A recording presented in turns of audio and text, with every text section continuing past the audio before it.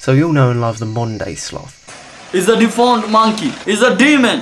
It spends most of its time asleep and hiding in a tree and moving pretty slowly. What if I were to tell you that thousands of years ago, sloths were a wide group of animals, varying in shape and size.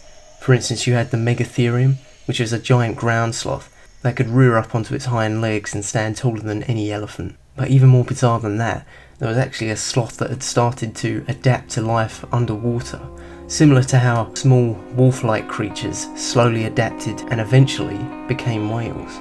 So on the deserts of South America, near the coastline, there wasn't much food, so large ground sloths that lived there had started to slowly work their way into the water, where there was more food, there was more kelp, seaweed.